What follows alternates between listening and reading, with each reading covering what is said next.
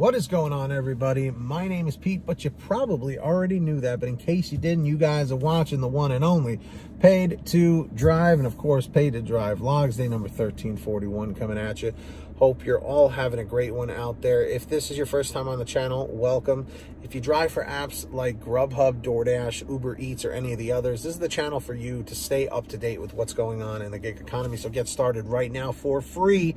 Hit that free red subscribe button and tap the notification bell to the right and set it to all so you don't miss any future uploads. And of course, if you could, please hit that like button or the thumbs up button down below. Just lets YouTube know you're enjoying the videos. Let's see if we can get 150 of those, and let's jump into this. So, we're jumping into the email. That's right. Everybody comment, jumping into the email. All right.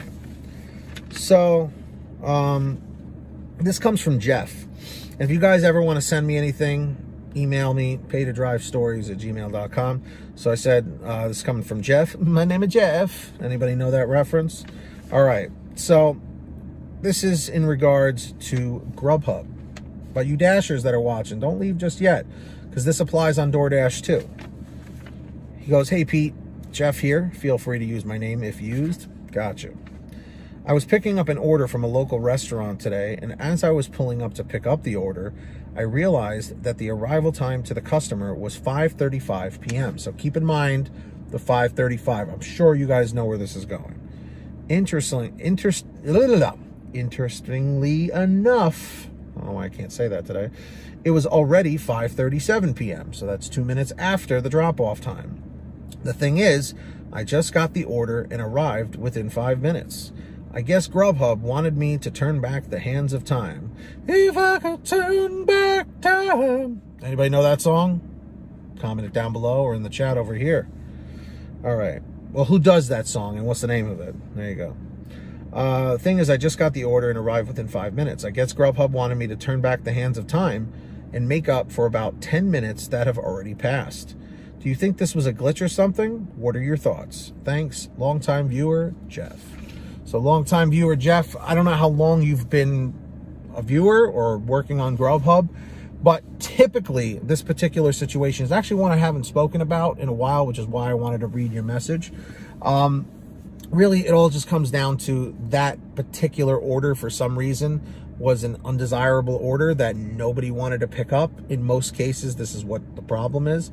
I'm curious, what was the payout, if you remember, on that order? Put it in the chat or the comments down below if you happen to be watching this. I'm going to send this to you so you'll be able to see it.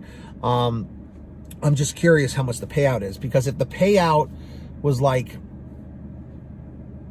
maybe under $6 or $7, chances are that order, especially if it was during dinner time, which is 5:35, is usually around right before dinner, it was probably just getting passed around, okay? It was basically just getting rejected, declined, whatever you want to say, by so many drivers until it finally came to you and you picked it up. So, like, did you mention here? No, you just said from a local restaurant. So if you're saying it's a local restaurant, it more than likely was not fast food, because the fast food orders are the ones that typically get passed around like crazy because nobody wants to take them, especially the late night ones.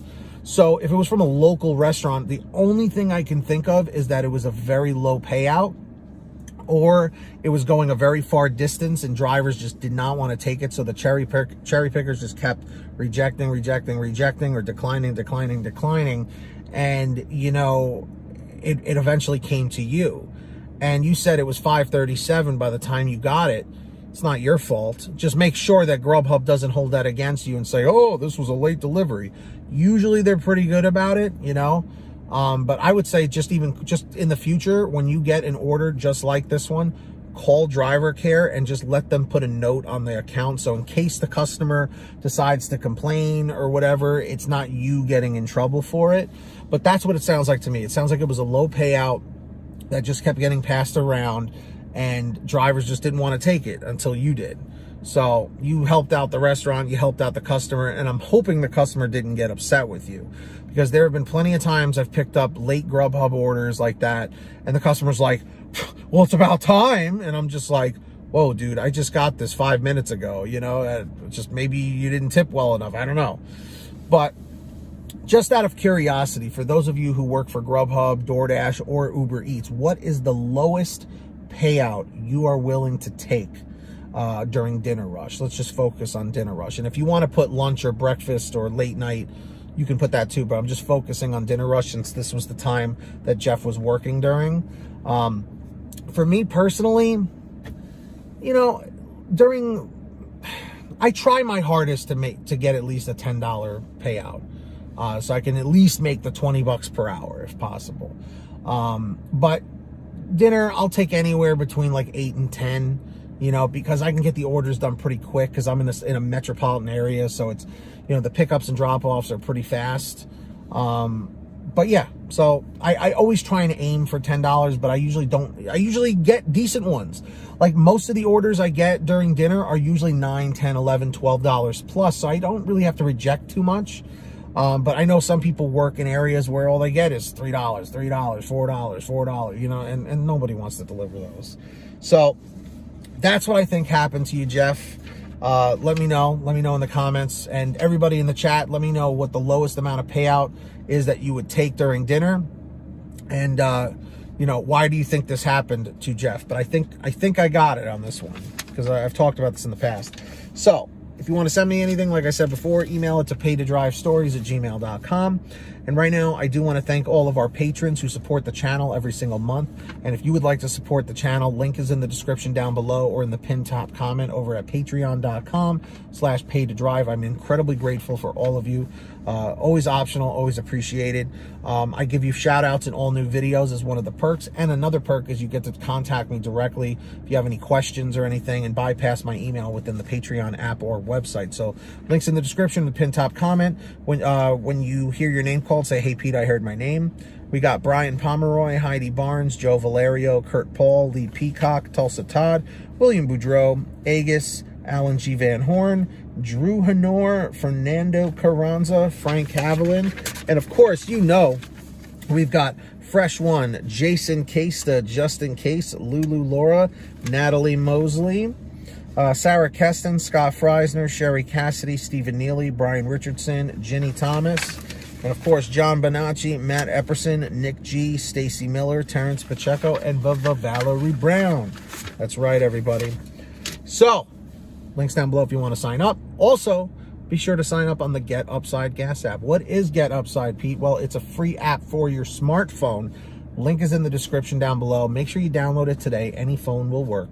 What you do is you go to any gas station that's near you, you pump your gas, print out your receipt, take a picture of your receipt with the Get Upside Gas app, and within 48 hours or so, you'll get anywhere from 15 cents to 45 cents a gallon back, which is pretty fantastic. And if a friend or family member signs up using your code, you'll get paid every time they pump gas. It's called Get Upside. Links in the description.